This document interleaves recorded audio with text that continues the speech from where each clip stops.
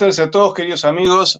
Saludamos a nuestros 125.400 suscriptores y con la tapa del libro que ha generado cierto revuelo en el Vaticano, ¿no? Nada más que la verdad, mi vida junto a Benedicto XVI. Todos conocemos muy bien la vida del Papa y de su buena relación con su secretario, Georg Ganswein, que, bueno, era alemán como él, así que me imagino que hablarían en su lengua materna.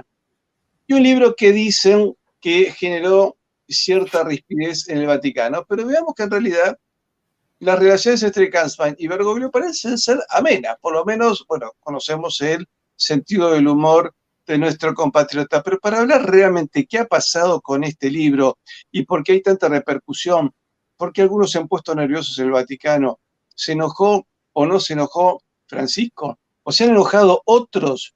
¿Por qué se pasa que se enoja un tercero y le echan la culpa al primero, ¿no es cierto? Para hablar de todo esto, tengo a mi amigo el profesor y abogado Fernando Romero Moreno, con quien ya hemos hecho varios videos sobre cuestiones religiosas. Hola Fernando, ¿cómo estás? ¿Qué tal, Patricio? Gracias. ¿Se escucha bien? Bueno, y además recomiendo encarecidamente que entren también al canal de Fernando Romero Moreno y que traten de conseguir su libro sobre la nueva derecha, que realmente es un libro muy interesante que sirve para entender la política, sobre todo argentina, pero sobre todo estas tendencias conservadoras que están apareciendo en todo el mundo. Fernando, vamos a este tema. ¿Qué ha pasado con este libro? ¿Cómo era la relación de Ganswein con Benedicto XVI y cómo era luego con... Vamos a hablar de las distintas relaciones entre ellos. Mirá, Monseñor Ganswein estuvo 20 años trabajando al lado de Benedicto XVI. Es decir, empezó en el 2003 o 2002 trabajando en la Sagrada Congregación para la Doctrina de la Fe, cuando era prefecto Ratzinger. Luego muere Juan Pablo II en el 2005, lo eligen al cardenal Ratzinger como Papa, Benedicto XVI, y es su secretario durante los casi 8 años de pontificado de Benedicto. Y luego siguió siendo su secretario personal hasta su muerte, el pasado 31 de diciembre. De modo que es una persona que ha vivido en la intimidad, que ha compartido 20 años de distintos hechos históricos, de distintas situaciones polémicas, pero que también ha reflexionado sobre la Iglesia al lado de un papa que además de un ex papa o papa emérito, como se suele decir de manera más bien metafórica, porque jurídicamente no existe No existe eso, ¿no? el papado emérito, ¿no? Ha compartido las reflexiones con quien fue uno de los grandes teólogos del siglo XX y también ha rezado con él, lo acompañaba en el día a día, en el rezo de la liturgia de las horas, en el rezo del rosario, seguramente la Santa Misa en algunos momentos, en fin. Es decir, es alguien que ha logrado conocer muy profundamente a Benedicto XVI y entonces es evidente que este libro ya estaba preparado, pero lo que él dijo, así como cuestión nuclear, es un libro para refutar las calumnias de que ha sido objeto Benedicto XVI y contar ciertas situaciones que en un determinado momento no se podían comentar. Digamos.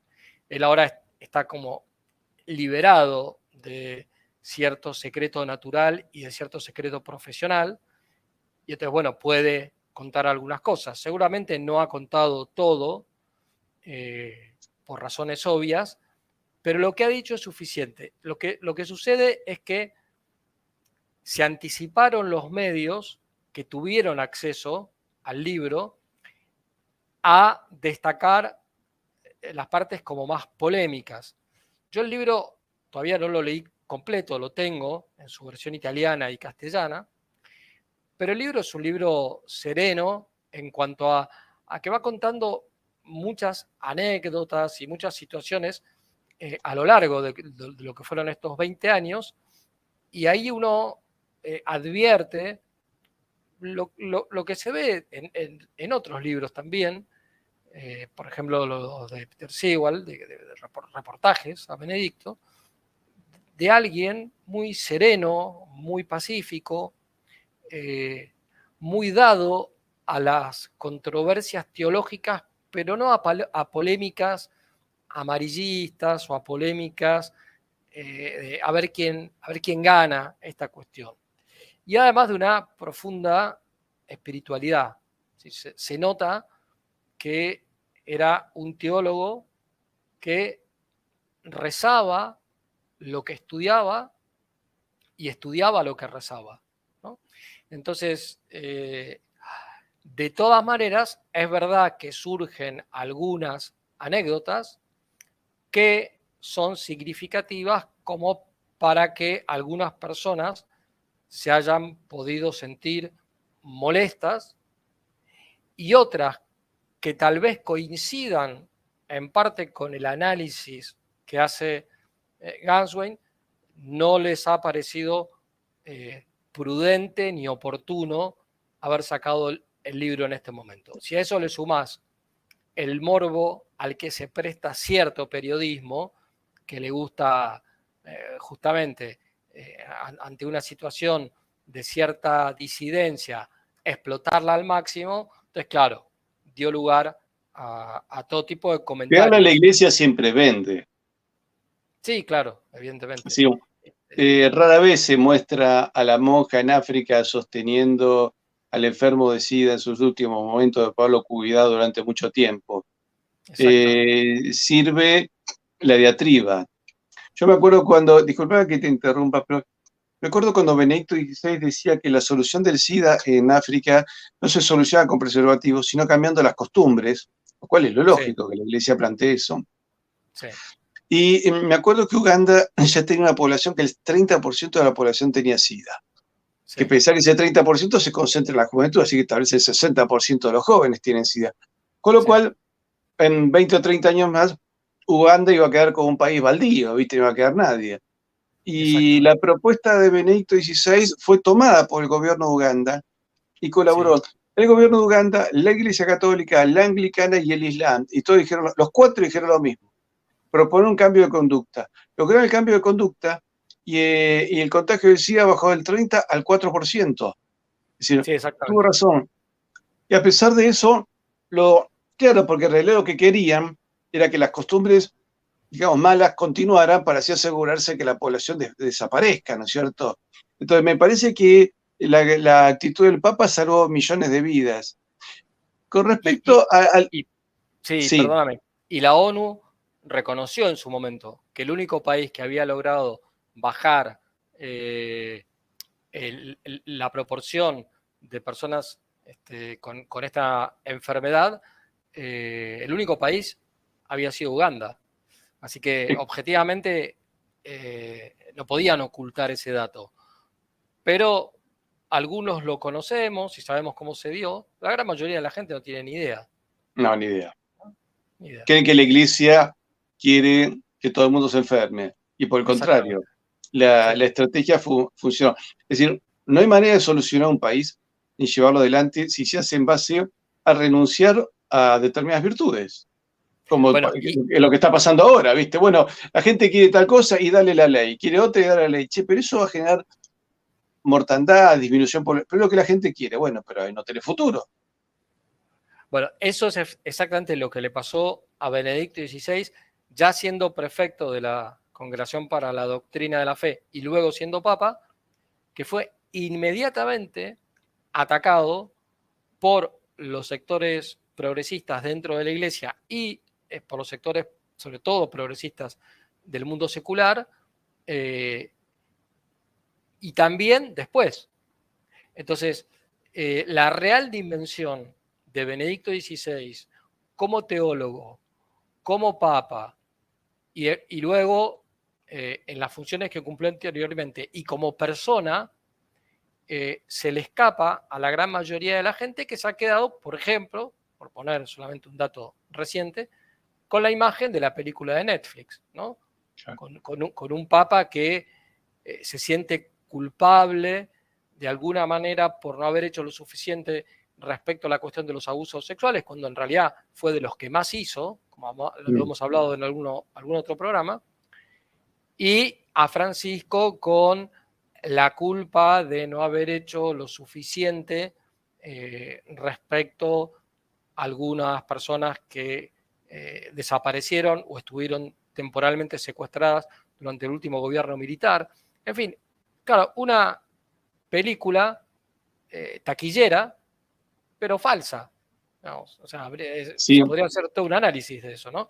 Pero refiriéndonos a Benedicto XVI, a la gente le queda la idea de, en el mejor de los casos, y bueno, era una buena persona, es el abuelo que tenemos en casa, como dijo el Papa Francisco, en una expresión tal vez no la más feliz de todas, no. y encima decir, bueno, y un abuelo al que se le pasó, no se dio cuenta que un hijo suyo estaba abusando de una Y esas sobrina. expresiones como el bastón de la vieja, refiriéndose al bastón de Santa Teresa, porque ya estamos acostumbrados un poco a eso. Sí, Con respecto a la película de Netflix, que es una porquería, yo recomiendo que si una persona no tiene buena formación religiosa no la vea, y que tiene buena formación se va a dar cuenta. Está producida con mucho detalle, es decir, Anthony Hopkins logra un parecido muy cercano a Benedicto XVI y Jonathan Pryce realmente parece un cura porteño. A mí me sorprendió ese hombre, bueno, filma en Buenos Aires, pero me parece que estuvo bastante tiempo como adaptándose porque tiene características, gestos, se maneja como si fuera un cura argentino y Jonathan Pryce creo que claro, es británico. sí, No es la primera vez que hace argentino, ya hizo de Juan Domingo Perón con Madonna, creo, pero sí. se nota que más o No, menos... son dos grandes actores, Anthony Sí. Hopkins. A mí, te digo, la verdad me causó muy mala impresión que Anthony Hopkins se prestara a esto, ¿no? Pero bueno, en fin. Sí, él creyó que estaba haciendo algo, bueno, por una declaración que hizo, y se me puse a estudiar la teología católica, como que creyó que estaba haciendo, recordemos, a ver, los actores no son necesariamente intelectuales. No, no. Esto es como algunos colegas míos de la prensa, ¿no? Que dan vergüenza ajena, dicen barbaridades y la gente le cree al periodista o le cree al actor. Sí. Con respecto a la relación entre Juan Pablo II y Benedicto XVI, Juan Pablo II era el hombre más filósofo, ¿no? Más que se arriesgaba a planteos filosóficos, y Benedicto XVI era el hombre que ajustaba luego el aspecto teológico, me parece, ¿no? Sí, Juan Pablo II, la beta intelectual de Juan Pablo II iba más por el lado de la antropología teológica y la antropología filosófica. Siempre había sido así, siendo profesor en Polonia y luego arzobispo de Cracovia, no dejó de desarrollar esa beta intelectual. Y Ratzinger, que tenía una beta intelectual más marcada y más profunda, es más teológico, sí, evidentemente, ¿no? Pero fueron dos hombres que con sus errores y sus aciertos, yo no soy digamos, de ponerlos en un pedestal como si fueran personas inmaculadas. Yo creo que fueron dos grandes papas que mayoritariamente hicieron cosas muy buenas para encauzar a la iglesia después del posconcilio, pero que también cometieron errores, eso no hay que Bueno, de negar. hecho, los errores del concilio permanecieron, ¿no? Eso lamentablemente. Ahora, uno ve que ambos de golpe quisieron volver atrás y, por ejemplo, recuperar la misa tradicional. Tengo entendido, no sé si el libro habla de que Benedicto XVI se molestó mucho con la prohibición de la misa tradicional que hizo Francisco. Sí. Bueno, ese es un buen ejemplo para mostrar la simplificación que a veces se hace en ciertos medios de comunicación social y que también transmiten algunos católicos que por dejar la conciencia tranquila terminan mintiéndose a sí mismos. Digamos, ¿no? Eh, Juan Pablo II y Benedicto XVI fueron papas del concilio, ¿sí? Esto nos puede gustar o no nos puede gustar, pero es evidente que son dos papas compenetrados con lo que fue el Concilio Vaticano II, con una línea de interpretación del Concilio Vaticano II que no es ni la progresista radicalizada de Hans Küng, Gilles Levex, Genie, etcétera, etcétera, o la teología de la liberación, y que tampoco es la línea del tradicionalismo, ni el de Monseñor Lefebvre, ni tampoco es estrictamente el de los tradicionalistas que están en comunión con Roma. Dentro, digamos, de esa postura, ambos eran personas que, procurando ser fieles a la fe católica, ya digo, aunque hayan podido caer en errores en algunos momentos, tal vez involuntariamente o en errores meramente materiales, teóricos o prácticos, pensaban por sí mismos. Entonces, por ejemplo, Ratzinger, ¿no? El líder del grupo conservador dentro de la iglesia. Bueno, la realidad es que si por conservador se entiende aquel que defiende la tradición, los tradicionalistas más estrictos son muy críticos de la teología de Benedicto XVI, así como Sí, lo son claro. también los progresistas más radicalizados.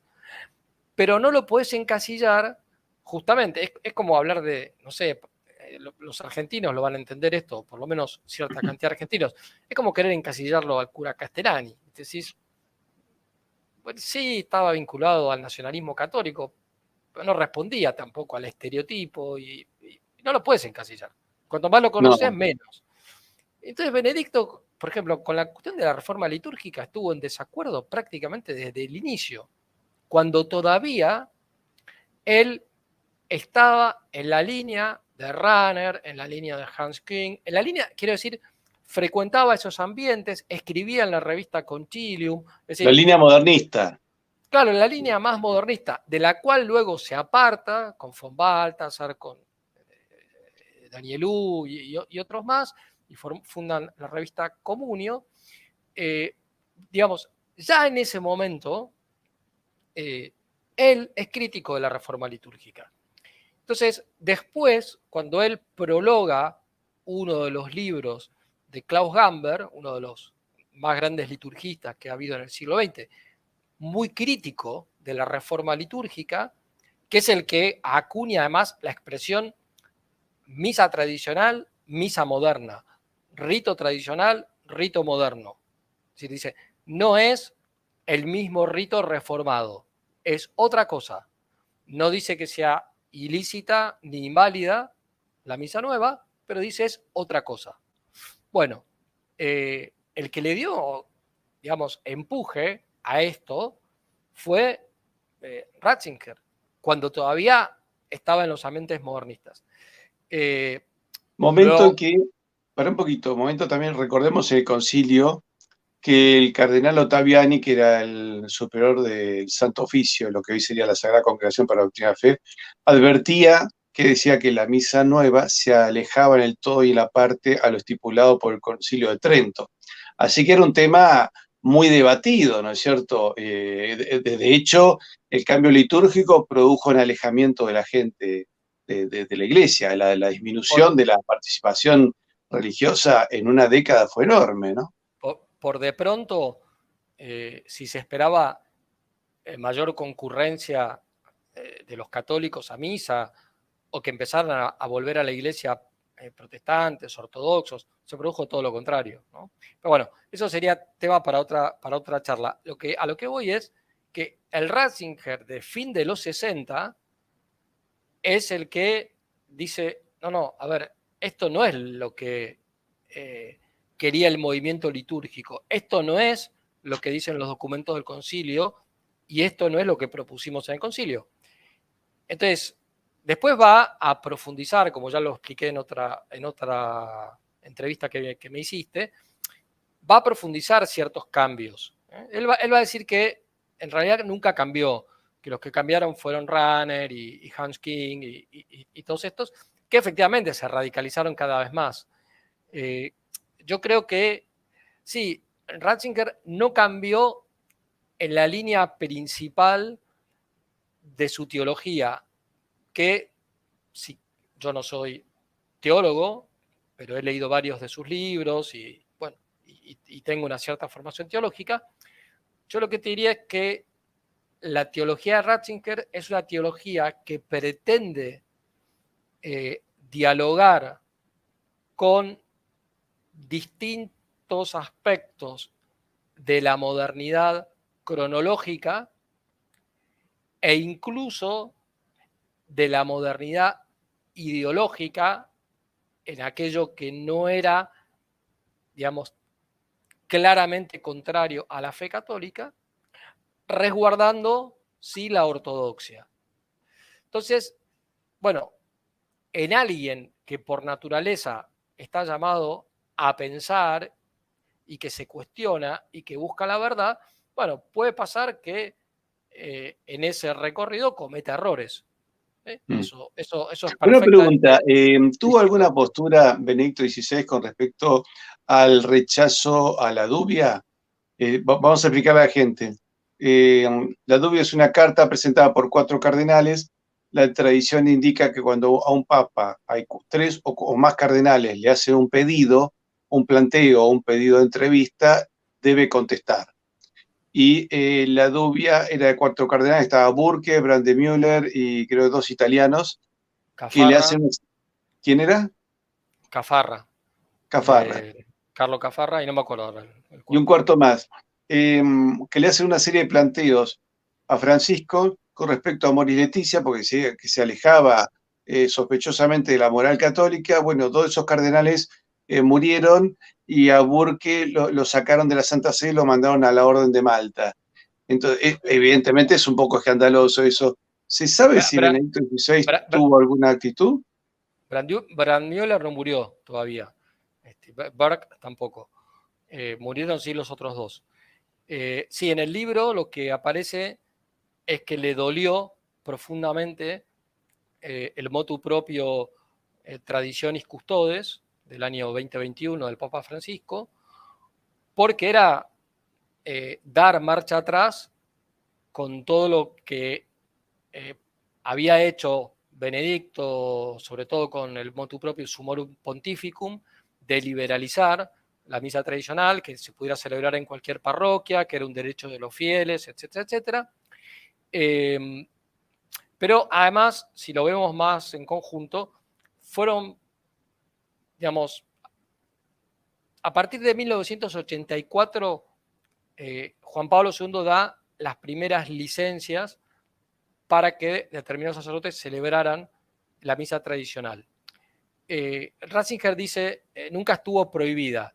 Sí, estrictamente no estuvo prohibida. ¿Por qué? Porque, por ejemplo, los sacerdotes ancianos podían pedir dispensa y poder celebrarla. Pero la realidad que yo viví, que vos viviste, es Sí. que, digo, si querías ir a una misa tradicional, tenías que ir a la fraternidad de San Pío X. Si ibas a la fraternidad de San Pío X, corrías el riesgo de ponerte, por lo menos a partir del año 88, en ocasión de cisma, digamos, ¿no? Yo tengo mucho respeto por la figura de Monseñor Lefebvre y también por muchos amigos míos que Perdón, están que encima vinculados. era más que discutible la postura de algunos. Sí, sí, sí, para. No, Recordemos no, que hubo incluso verdaderos santos que en algún momento hasta mueren excomulgados erradamente y la iglesia posteriormente los rehabilitó, y hasta algún papa como Honorio I termina excomulgado, ¿no es cierto? sí, sí, sí, Post-mortem, ¿no es sí, cierto? sí, sí, sí, Entonces, bueno, ojo pero que uno ve que digamos, si Lefebvre no hubiese luchado por la misa, no hubiese quedado nada y nadie hubiese resistido, porque él hace una resistencia con una congregación exitosa que se le llenaba de seminaristas. De hecho, vos ibas a una iglesia, misa tradicional y misa nueva, y en la tradicional no solo era mejor doctrina, sino que había más feligreses. Y sí, esta postura de liberar la misa que empezó a florecer en un montón de lugares, empezaron a aparecer misas tradicionales, que nunca les dan el horario central, porque el horario central es misa de 11, le dan la de 10, y termina la misa de 10 teniendo más feligreses que la de 11, eso lo hemos visto incluso hasta cerca de donde vivimos, y vimos que había un volver a la iglesia en muchísimos lugares, ¿no? Conversiones. Hace poco un amigo mío de origen judío, me dice que nunca había practicado judaísmo, ¿no? Estaba ajeno con todo este tema, tanto de la historia, de la hispanidad, como sí, se metió en la fe y comprendió y va en Estados Unidos misa tradicional, misa en latín, y dice que, además, le obligó a hacer catecismo a los 50 años y se bautizó, pero me dice, yo puedo volver a eso, porque voy a una misa moderna con pandereta y guitarra y no me llama la atención, me dice. Sí. Donde estamos viviendo nosotros cerca, se llena la misa de 10 habitualmente, la misa tradicional, pero en la misa de 12 hay más gente. Eso es lo que yo veo. Puede Y ser te lo porque es digo, el horario central, bueno, por eso y nunca le dan el horario te lo, central. te lo digo yo porque si bien voy cuando puedo a la misa tradicional, si no voy a la misa Novus Ordo, que es celebrada de la manera más tradicional posible, gracias a Dios, en esta parroquia. Pero a lo que iba es a lo siguiente, que entonces la cuestión de Monsieur Lefebvre sería para otro programa. Yo no comparto parte de sus ideas y parte digamos, de decisiones que tomó, pero no juzgo su conciencia y no creo que se haya condenado, digamos, ¿no? Pero al margen de eso, a lo que voy es a que a partir del año 84 empieza a haber pequeñas licencias para celebrar la misa tradicional. Después del año 88, todos los tradicionalistas que no quisieron seguir a Monsieur Lefebvre en la ordenación de obispos que hizo en Econ sin mandato pontificio, fueron acogidos en una comisión creada ad hoc por Juan Pablo II, la Pontificia Comisión Ecclesia Dei, y ahí empezaron a aparecer instituciones como la Fraternidad San Pedro, el Instituto del Buen Pastor, el Instituto de Jesucristo Rey, Sumo Sacerdote, bueno, etcétera, etcétera, ¿no? Entonces, se La dio... misma gente, perdón, de San Rafael, ¿no es cierto? Decías también. No, en San Rafael siempre se celebró Novus Ordo, bien, tanto en Paraná como en San Rafael. Me refiero a la época de Paraná, del padre Sáenz, del padre Escurra, etcétera, etcétera, y a San Rafael de la misma línea hasta que lo cerraron, por no aceptar la comunión en la mano, aunque al final comulgaron en la mano y al seminario lo cerraron de todas maneras. Pero no, empezaron a aparecer estas instituciones y entonces, sea por la Fraternidad San Pío X y sea por estas otras que siguieron en comunión con Roma, este fenómeno se fue expandiendo. Cuando llega Benedicto XVI, lo que hace es liberalizar directamente el asunto, además levanta las excomuniones de los 4 obispos de la fraternidad y empieza un diálogo sobre 3 cuestiones especialmente polémicas del Concilio Vaticano II, a las que no se llega a resultados, digamos, positivos, primero porque, bueno, son temas complejos y requerirían más tiempo. Pero medio la situación se cortó en diciembre del 2012. Además renunció Benedicto, entonces, chau, digamos, cambió el paradigma, por decirlo de alguna manera. Ratzinger tiene varias cartas escritas, o sea, entre él y Monseñor Lefebvre. Y así como había seguidores de él que eran muy críticos de Juan Pablo II y muy críticos de Ratzinger, había un seguidor muy conocido, inglés, Michael Davis, que, digamos, el mensaje que intentó transmitir a la fraternidad era no ataquen a Ratzinger, por lo menos no lo ataquen tanto, digamos, o sin necesidad, porque es un amigo nuestro, es como un interlocutor válido, digamos, no es alguien que nos escucha, es alguien que nos entiende, ¿sí? Y efectivamente, Ratzinger Bueno, de era un hombre hecho, a que ver, dialogaba. volviendo un poco al tema del libro, uno ve en Ratzinger, sí, un hombre de mejor doctrina. Y de hecho me acuerdo que durante su pontificado Hillary Clinton decía, los credos tienen que cambiar las religiones tienen que cambiar sus credos y adaptarse a nuestra agenda.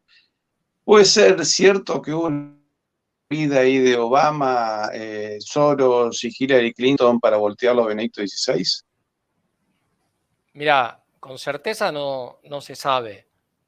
Como te dije en otro programa, hay una serie de católicos serios norteamericanos con buenas vinculaciones, además, respecto al establishment, que presentaron una serie como de preguntas formales acerca de si ciertas situaciones, por ejemplo, el haber sacado momentáneamente al Estado Vaticano del flujo de servicios financieros a nivel internacional en los días previos a la renuncia de Benedicto XVI, había tenido que ver con algún tipo de, llamémosle, golpe de Estado, ¿no?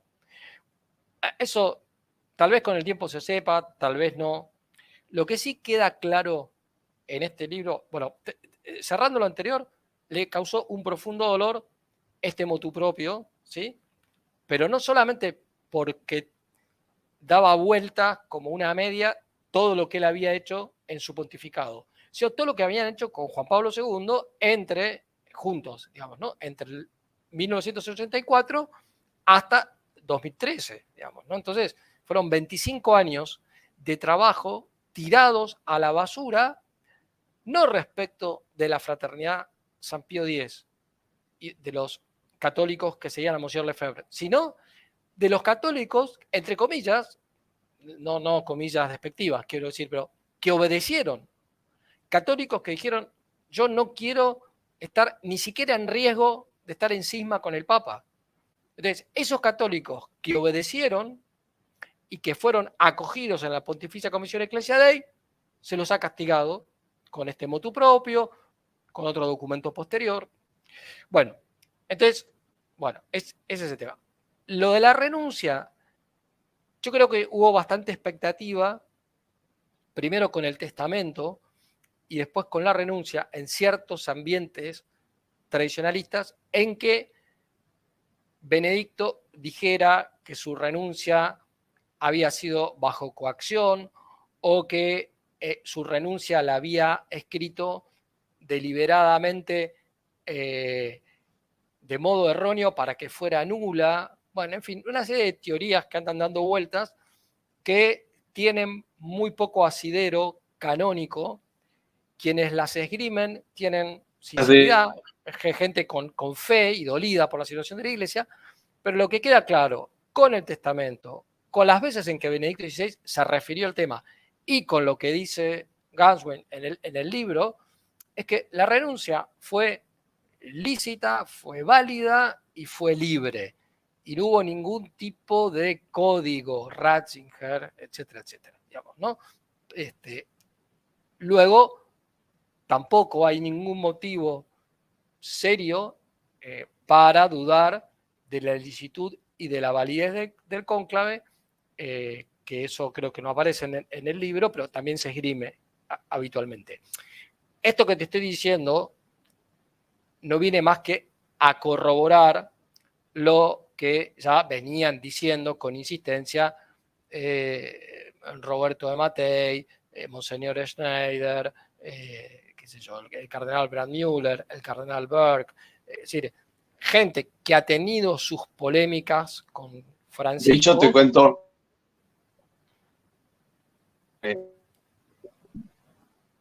Sí. No, que ha tenido sus polémicas con Francisco, pero que sin embargo siempre han rechazado estas teorías. Han dicho, nos puede gustar o no gustar que Francisco sea papa, pero es el papa, lícita y válidamente elegido. Todo lo único que podría agregar, a menos que se demuestre lo contrario, más adelante, con otras pruebas, con las que hay, no se puede. Y el libro de Monseñor Ganswein confirma que esta renuncia fue libre y fue lícita.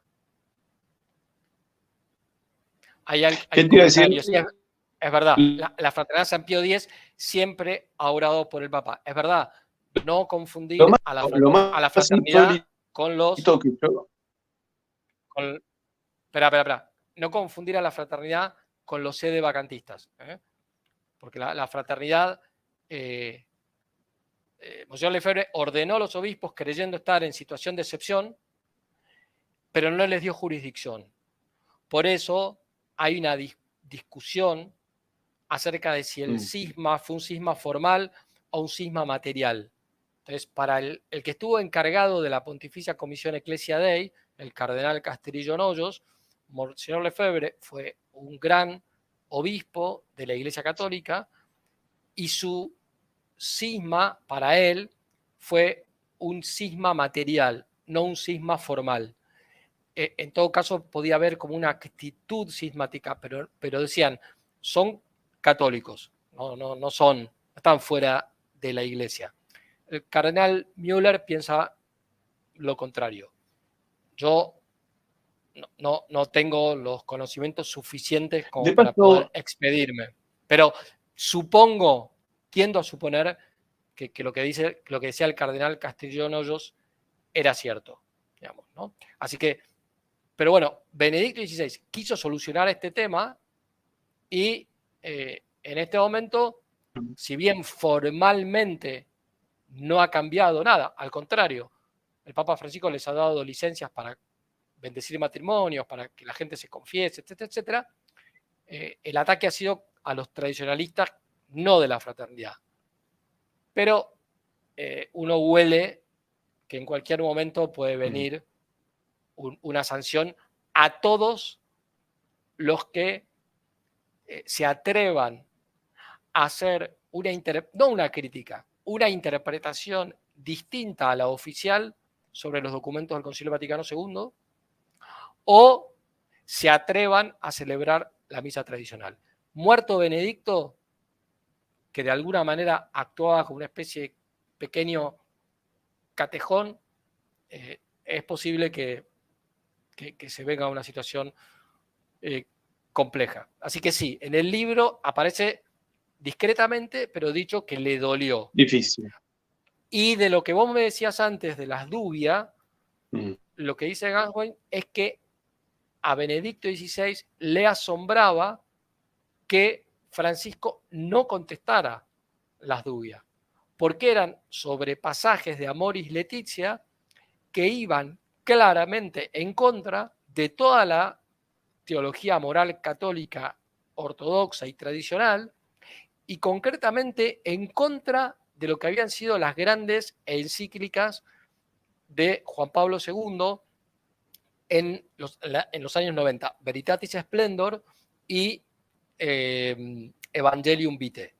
Entonces, la realidad, esto no lo dice Ganswein y no lo sabe tanta gente, la realidad es que efectivamente no le contestó a los 4 cardenales, pero los obispos de Buenos Aires, digamos, no de la capital, no de la ciudad autónoma de Buenos Aires, sino del Gran Buenos Aires, le mandaron al Papa un texto acerca de si esa interpretación que ellos estaban enviando era la correcta.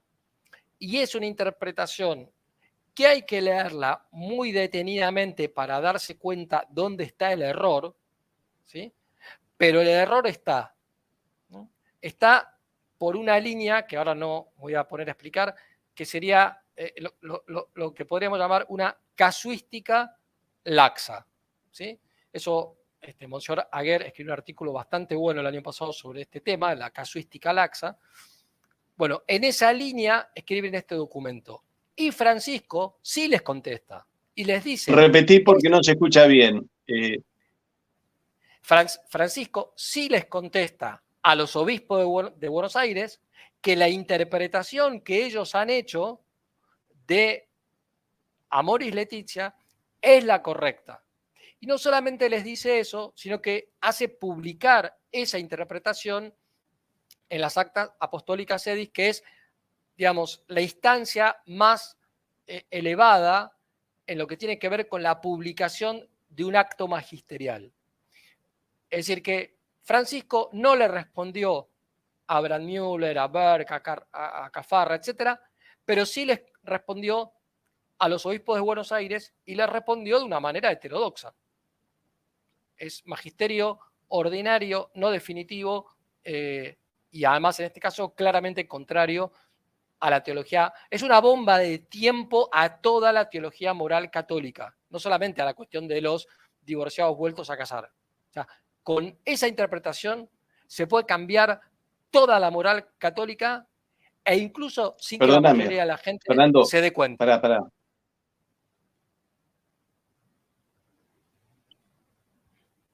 Pará, Fernando, porque no se escucha bien, por eso digamos, cuando te hago alguna señal, frena un poquito. La respuesta que le da Francisco a los obispos de Buenos Aires afirma la doctrina tradicional del matrimonio o Yo tampoco te estoy escuchando bien a vos. la No, respuesta que le dio, la respuesta que le, no que, les da una respuesta la respuesta heterodoxa. que le dio Francisco a los obispos, ¿es una respuesta ortodoxa o heterodoxa? Heterodoxa. Terminados, Fernando, cuando se pisan las voces. Esperá que yo termine mi voz y que se corra el sonido, así tenés espacio. Yo te vuelvo a preguntar. La respuesta que le da Francisco a los obispos afirma una doctrina ortodoxa u heterodoxa sobre el...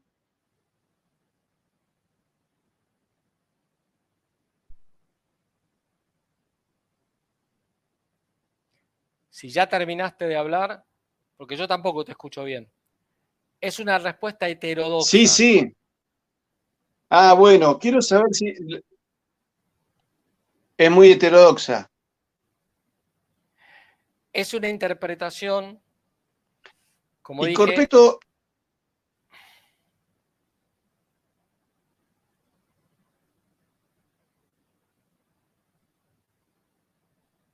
yo no te estoy escuchando, ¿eh? sí, continúa, Fernando, continúa. Es una respuesta Continúa porque el problema parece que heterodoxa.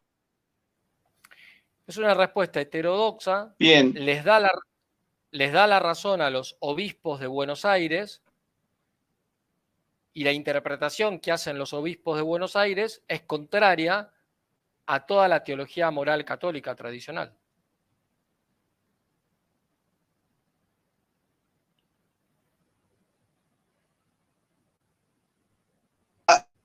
El sínodo que ha presentado el Papa y el riesgo de cisma.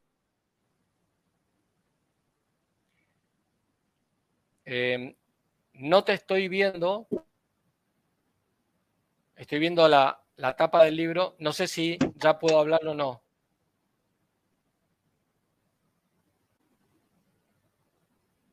Sí, sí, habla, ¿cuál era, digamos, cuál es la visión de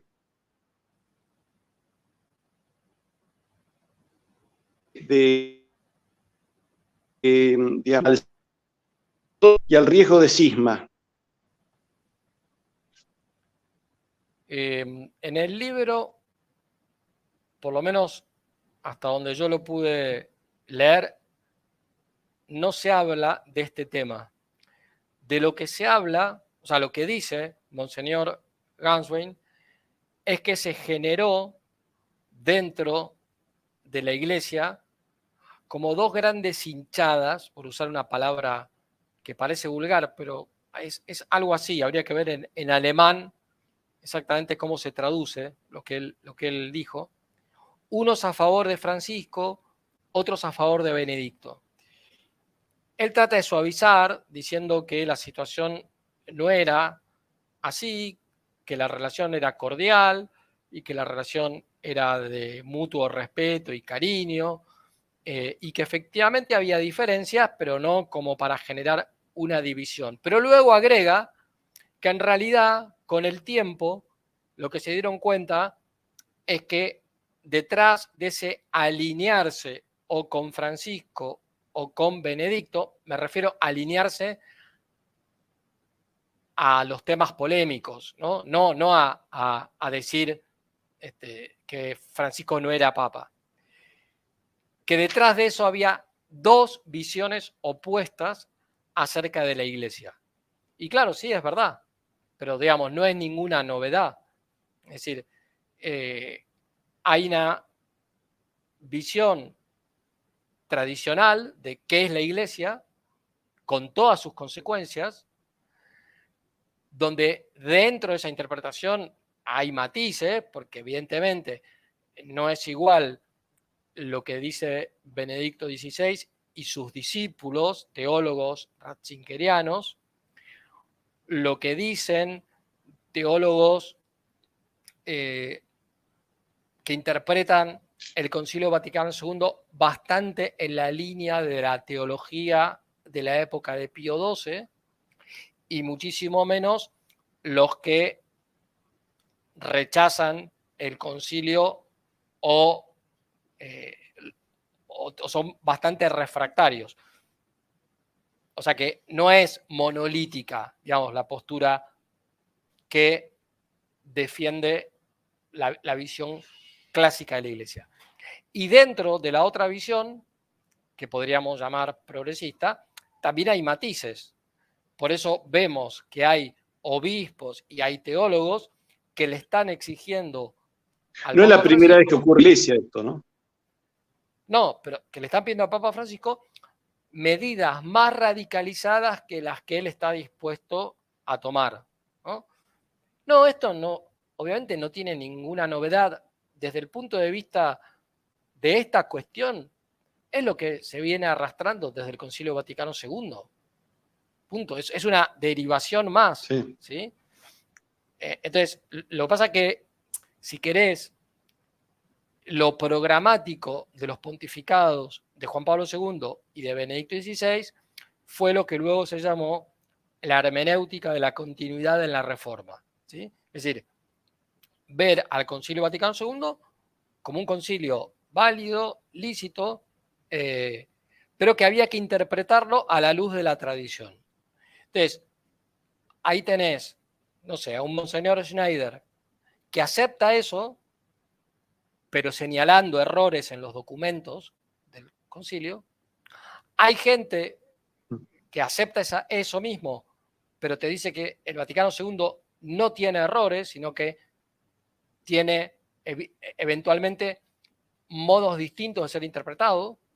Fue lo que en su momento dijo, por ejemplo, Monseñor Ocaris, que es el actual prelado del Opus Dei, que es quien dialogó con la Fraternidad San Pío X a pedido de Benedicto XVI sobre el tema de la libertad religiosa. Y tenés, digamos, otros, como en su momento lo fue Monseñor Lefebvre y hoy lo es Monseñor Viganó, que directamente llaman a rechazar el concilio de plano. Entonces, Benedicto XVI y Juan Pablo II estaban Lefebvre en su momento también dijo que había errores, pero no rechazaba todo. No, Lefebvre no rechazó todo, pero sí que había un espíritu que evidentemente era protestantizante. Sí, es verdad. A ver, es verdad. Yo estoy de acuerdo. Que luego como pasó con el perdón, dijeron, bueno, borremos todo y arranquemos de vuelta, porque acá hay algo que está mal, que ha metido. Y esto ya venía de largo. Sí, principio del siglo XX ya San Pío X tuvo problemas, ¿no es cierto? A principios del siglo XX ya encontró la iglesia muy infiltrada. Sí, pero es muy complejo el tema, digamos. Yo creo Escúchame, que sería para otro programa. Escúchame, con respecto a los mitos, el mito más curioso que escuché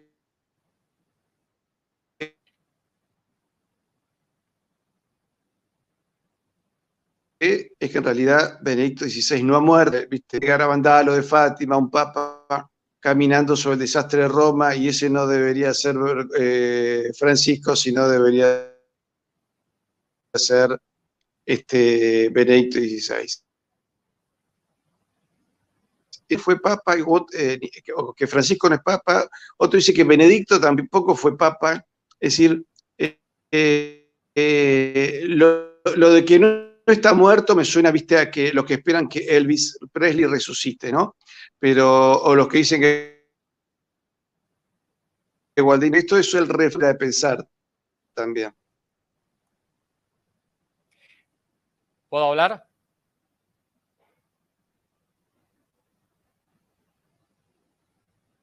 Sí, sí, claro. Bueno, no, porque es que yo casi no te escucho tampoco, ¿eh? Sí. Estamos teniendo lamentablemente un problema de transmisión. No, mira, Ah, yo sinceramente yo no estoy para nada de acuerdo con ninguna de esas hipótesis. Eh, digamos, no soy sedevacantista, no soy benedicto vacantista. Este último tema sí lo estudié un poco más a fondo porque tenía algunos ribetes que podían dar lugar a que hubiera alguna razón, pero concluí en que finalmente no. No soy aparicionista, o sea, no me gusta,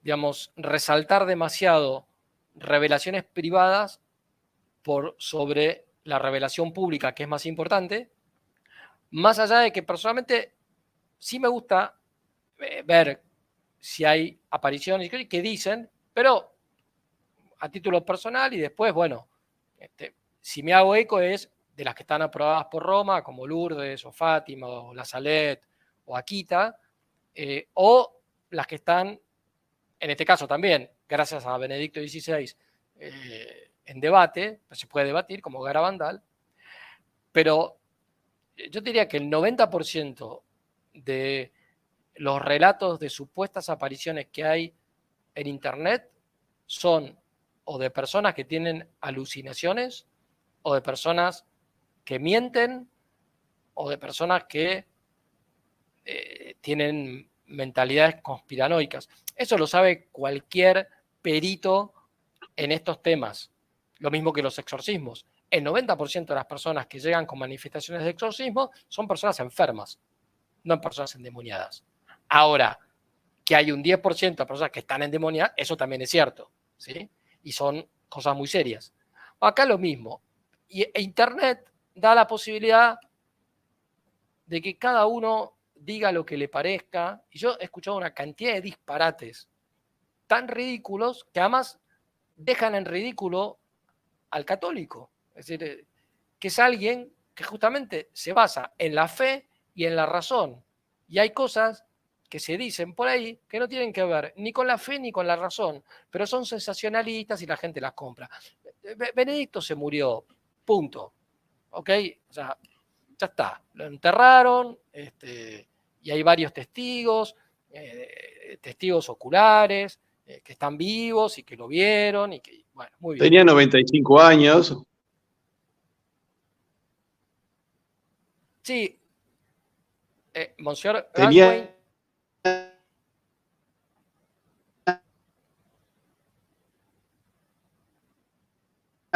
90. Sí, te juro. Vacantismo, ¿qué significó eso? ¿el C de vacantismo o el Benedicto No, vacantismo? Benedicto vacantismo, ¿qué era eso? No, no Sí, era, eso. es. Es, digamos, ¿Qué es? una interpretación que siguen algunos, según la cual la renuncia de Benedicto XVI fue nula. Algunos dicen que de manera explícita, otros que de manera implícita, y que por tanto habría seguido siendo el Papa hasta el 31 de diciembre del año 22.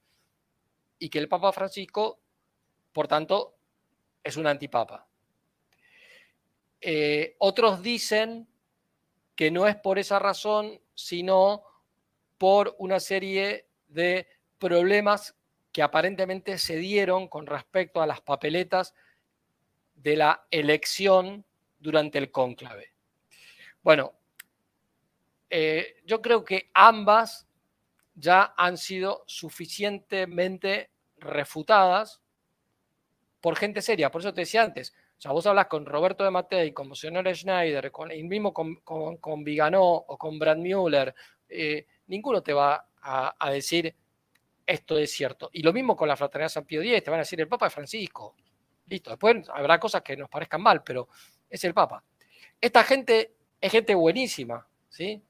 Pero como dijo Roberto Mattei en uno de los últimos artículos, varios de los que escriben sobre estos temas no saben ni derecho canónico ni latín. Entonces se ponen a opinar, y bueno, entonces ahora piensan que la sede está vacante, pero no desde Juan 23, como los sede vacantistas clásicos, sino desde el 31 de diciembre. ¿No? No, a mí me parece que todo eso no ayuda, no sirve, pero se difunde bastante en las redes. ¿No? Así que, pero ya te digo, Podemos, para hacer una síntesis, podemos decir que este anti-Francisco o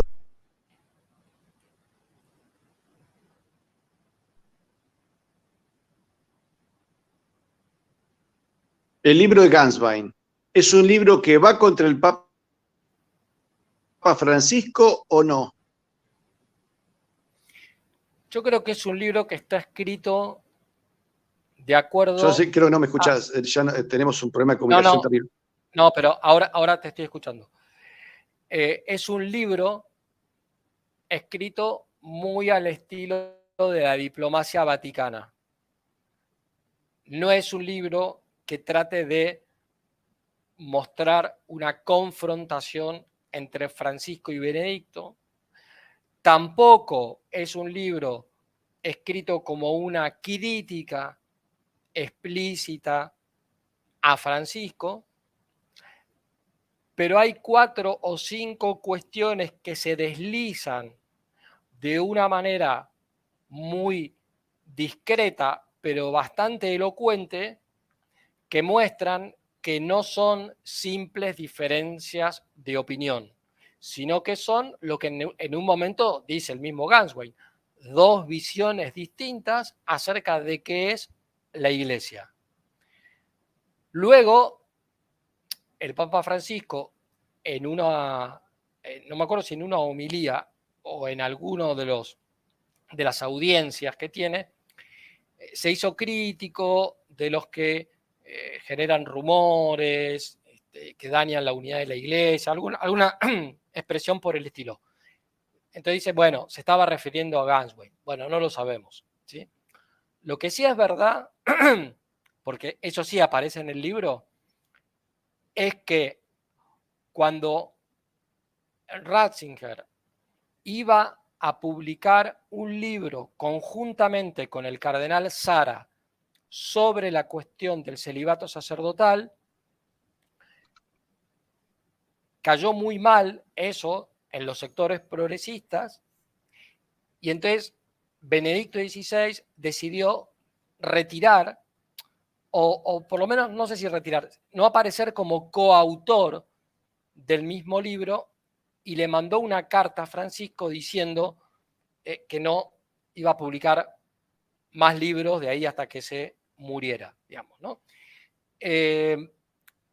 Consecuencia de eso, porque en el medio estaba Ganswein, que era prefecto de la Casa Pontificia, y por tanto lo seguía en muchas cosas a Francisco, lo ayudaba en muchas cosas, y al mismo tiempo cuidaba de Benedicto.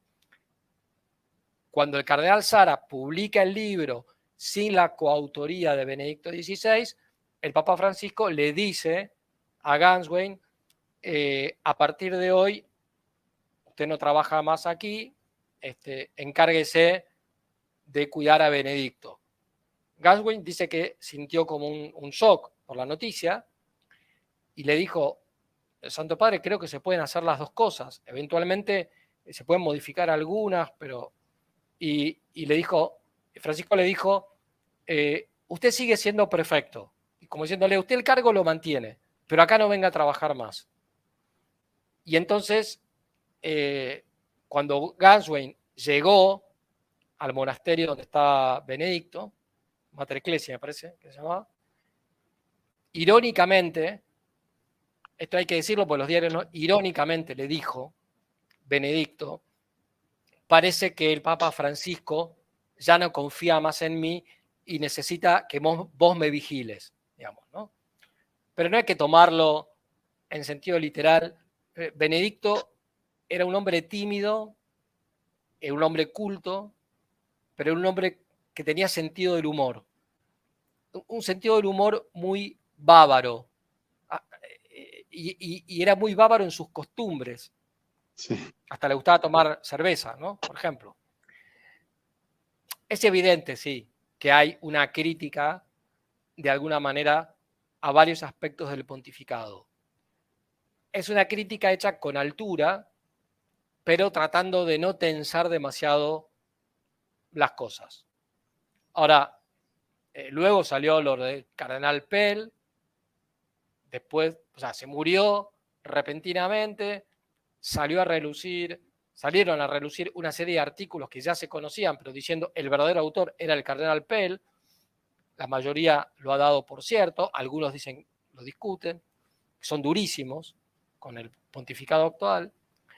Después ha salido Müller a decir que no es prudente lo que hizo Ganswein, pero también salió él a contar que el Papa lo echó de un día para el otro, cosa que todos ya sabíamos, ¿no? En fin, empiezan a asomar como voces un poco más críticas que las que había hasta ahora, pero tampoco son tan desconocidas, digamos, tampoco hay tantos secretos. Todos sabemos qué piensa Monseñor Schneider, Viganó.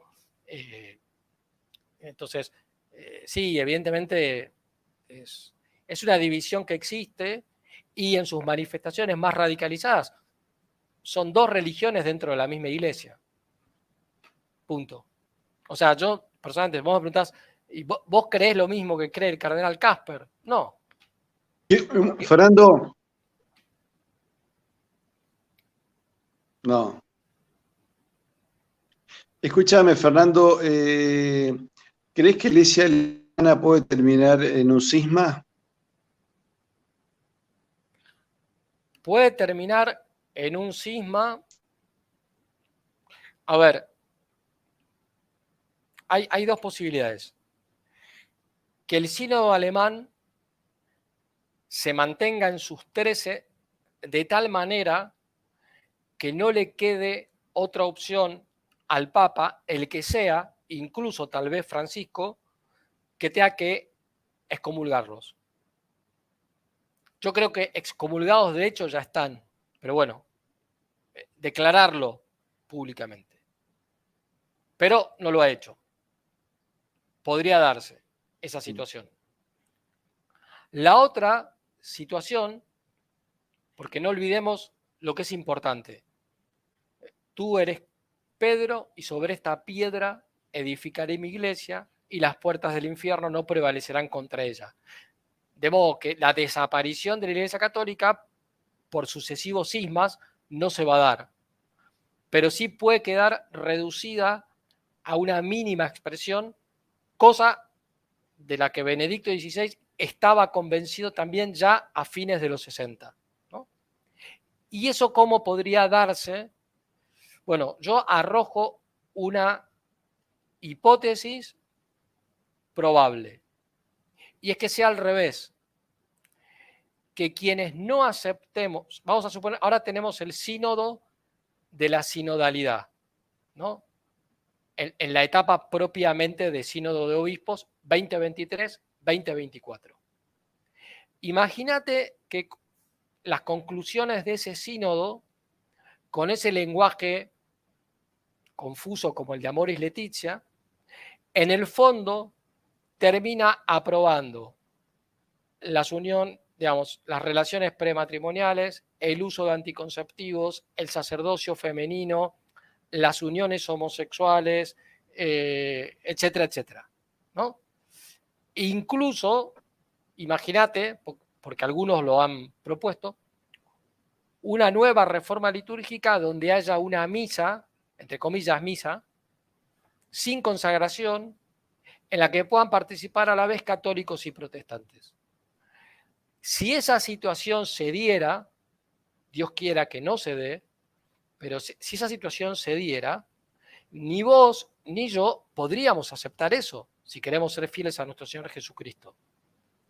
Pero nos podrían excomulgar, como lo excomulgó a San Atanasio, su obispo.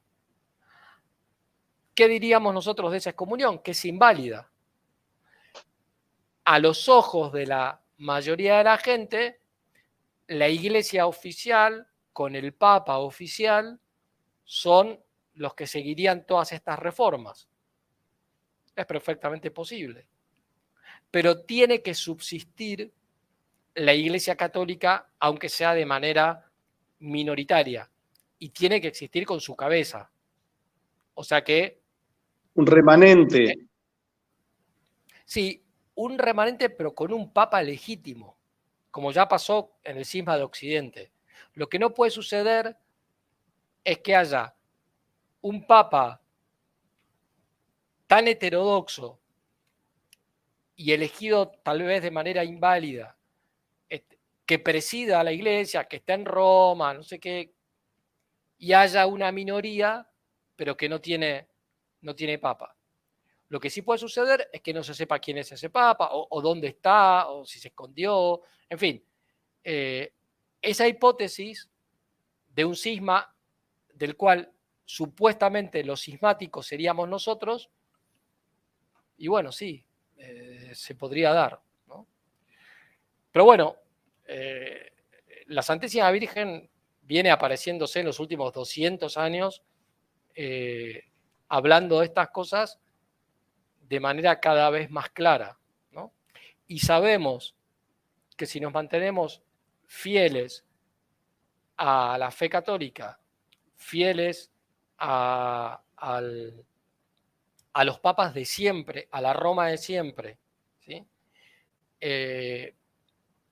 Y resulta que de manera injusta, claramente injusta, se nos excomulga, muy bien, tendremos que llevar eso como una cruz, pero sabiendo que no estamos excomulgados, ¿no? Pero bueno, son las dos situaciones que yo veo ¿Puede ser que más... estemos ya ante los últimos papas de la historia? Sí, puede ser, es lo que hablamos en la otra entrevista. O sea, siempre están las dos conjeturas posibles. O esto se encausa, al menos momentáneamente, o entramos en una etapa en la que finalmente se da lugar a una nueva cristiandad, no la nueva cristiandad de Maritain, pero sino un reflorecimiento de la iglesia y qué sé yo. O puede ser que estemos ante el fin de los tiempos. O sea, Castellani nos dijo, no podemos saber ni el día ni la hora. Y eso es verdad, no hay que caer en esa tentación. Pero sí nos han sido dados los signos. Yo creo que la mayoría de los signos ya están. Sorprendió para bien, con respecto a la imagen de Benedicto XVI, que en el velatorio de él, obviamente el Papa no tenía hijos, y no sé si tenía sobrinos, porque su hermano es sacerdote también, pero alguien que llamó la atención fue la figura de un calvinista, que es Víctor, se arrodilló y se persignó. Hizo la señal de la cruz como el mejor católico. Algunos dicen que la mujer es católica, evidentemente lo tienen ya medio convertido, o tal vez la misma situación política donde se ve que el ataque permanentemente es al cristianismo lo haya acercado. Pero esa imagen a mí me sorprendió muchísimo, para bien, ¿no es cierto? Es Hay decir, muchos. el conflicto político mundial es un conflicto religioso y algunas personas lo comprenden. Sí, sin tratar de buscar paralelismos exactos, digamos, ¿no? Porque nos podemos confundir. Yo me acuerdo ahora, entramos en una cuestión mucho más opinable, ¿no? Pero por poner un ejemplo, un artículo de Alberto Escurra Medrano en plena Segunda Guerra Mundial, donde criticaba a los aliados por decirse defensores de la civilización occidental y cristiana, y explicaba por qué no podían usar esa denominación. Él tenía más simpatías por el eje, pero al mismo tiempo también señalaba por qué estrictamente el eje tampoco era una reacción católica. Era una reacción pagana ante lo que hoy llamamos el orden mundial, ¿no? Entonces, por ponerte en términos que a vos tal vez te van a gustar, Putin tal vez haya pateado el tablero, en otro sentido tal vez lo haya hecho Trump, o lo esté haciendo Giorgia Meloni. Son Carlomagno. Bueno, Carlomagno no era santo, salvo para algunos franceses, pero bueno. Pero no son San Luis Rey de Francia, no son San Fernando Rey de Castilla. No son... Bueno. Algunos dicen San Carlomagno. San Carlomagno, sí, pero eso sabemos que es nacionalismo francés. Sí, hay iglesias de Francia que tienen eso. A mis primos y se le da por ahí a veces, ¿no? Sí. Pero bueno, no, a ver, sí, hay que ver esto con esperanza. La victoria es de Cristo Rey. En el mientras tanto, bueno, pidamos, sí, como dice el viejo dicho, que nos pille confesados, ¿no? Y tratemos de hacer. Así es. Acá nos preguntan dónde misa tridentina en Córdoba, a comunidadhispanista.com y buscamos la dirección porque en algún lado la vamos a conseguir. Con todas las salvedades. Y Patricio.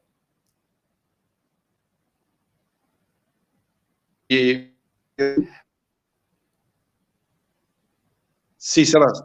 Con todas las salvedades, y porque se puede asistir, siempre que uno no se ponga en peligro de caer en una mentalidad cismática. En Córdoba hay gente de la fraternidad, concretamente en Altagracia. ¿Sí? En Altagracia hay misas de la fraternidad. El que quiera averiguar, que me escriba a mi correo electrónico y yo le paso los datos. Perfecto. Fernando, te agradezco muchísimo y a todos ustedes, queridos seguidores, pónganle me gusta, suscríbanse, entren a nosotros o con el super chat y les agradecemos a todos los que han colaborado esta semana justamente a través del chat, Patreon o otro tipo de donaciones que nos han hecho a veces en forma directa. Muchísimas gracias a todos y bueno, nos encontramos próximamente aquí en nuestro canal Historia con Patricio Lons. Muchísimas gracias